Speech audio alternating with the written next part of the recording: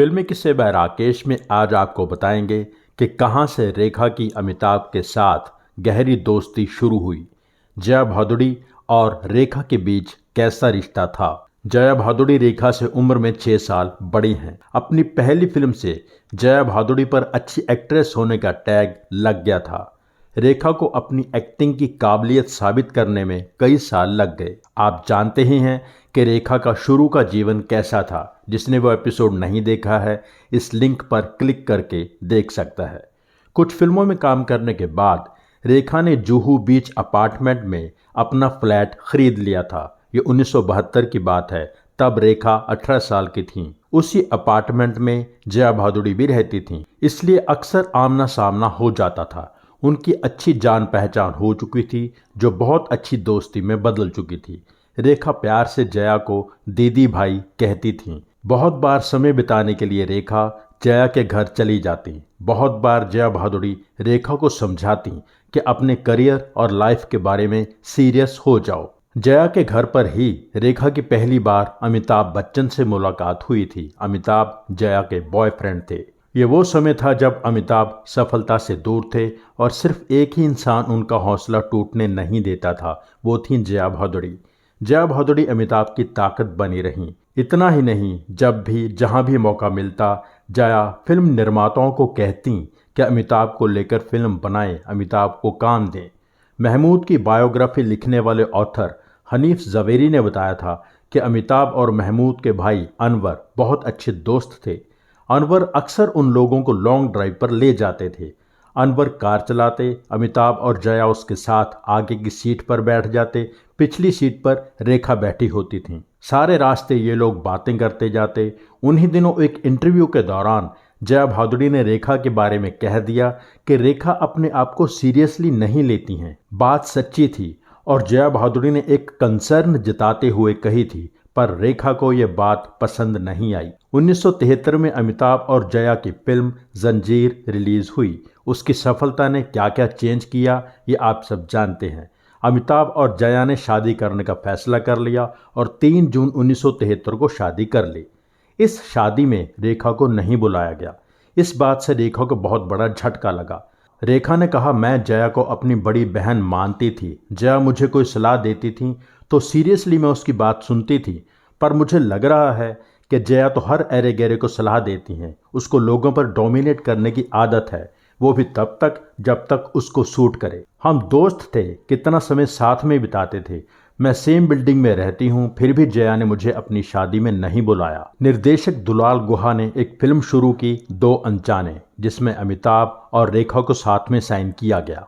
तब तक रेखा ने असल में कोई ढंग का रोल नहीं किया था, कोई भी एक्स्ट्रा ऑर्डिनरी कैरेक्टर नहीं निभाया था। एक बात और थी, रेखा को अमिताभ के साथ काम करने का मौका मिल रहा था, जो जंजीर और दीवार के बाद अब बड़े स्टार थे। और सबसे बड़ी बात, अमिताभ रेखा की दीदी भाई के पति भी थे।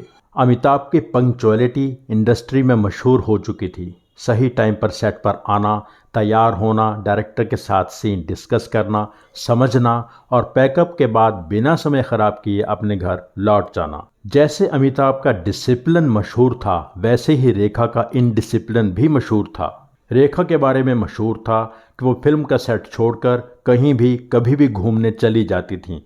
रेखा ने खुद कहा था कि मैं प्रोड्यूसर के खर्चे पर बहुत घूमी हूँ। दो अनजाने की शूटिंग के समय सबको लग रहा था कि फिल्म बनने में प्रॉब्लम आएगी, पर सब हैरान हो गए यह देखकर कि रेखा बहुत पंक्चुअल और डिसिप्लिन्ड हो गई थी।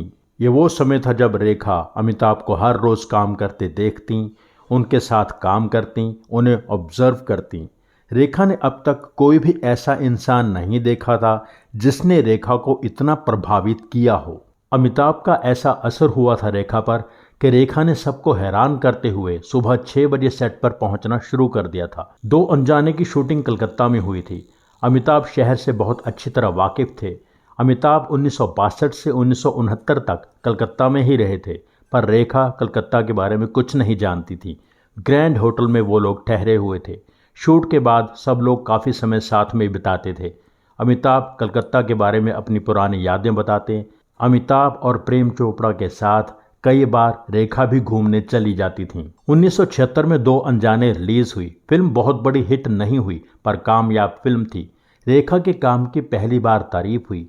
रेखा को रिस्पेक्ट मिली काम की वजह से। रेखा ने सारा क्रेडिट अमिताभ को दिया। अमिताभ की परफेक्शन से रेखा बहुत इम्प्रेस्ड थी। जाहिर था रेखा अमिताभ की तरफ खींची चली जा रही थी। सिमी ग्रेवाल के शो में रेखा ने कहा था, अमिताभ शादीशुदा थे, इस बात से कोई फर्क नहीं पड़ता था।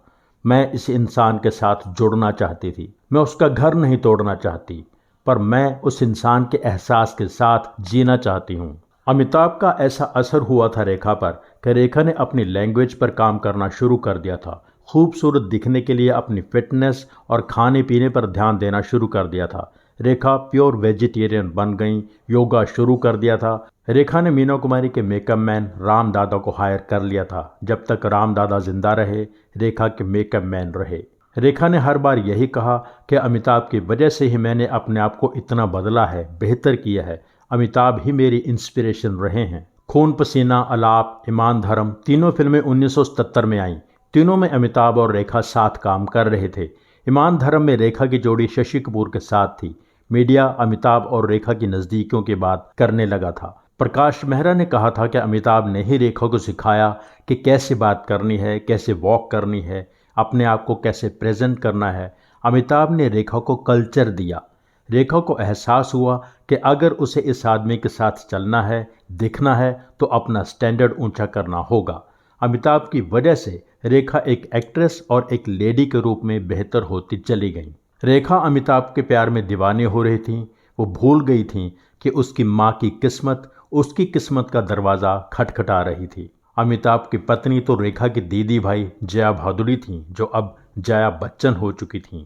22 जनवरी 1980 ऋषि कपूर और नीतू सिंह की शादी हुई। नीतू रेखा की भी अच्छी दोस्त रही हैं। आरके स्टूडियो में ऋषि कपूर और नीतू सिंह की शादी का फंक्शन चल रहा था। एक कॉर्नर में अमिताभ बच्चन मनमोहन देसाई के साथ बात कर रहे थे और जया बच्चन अपनी सासू माँ तेजी जी के साथ बैठी थीं।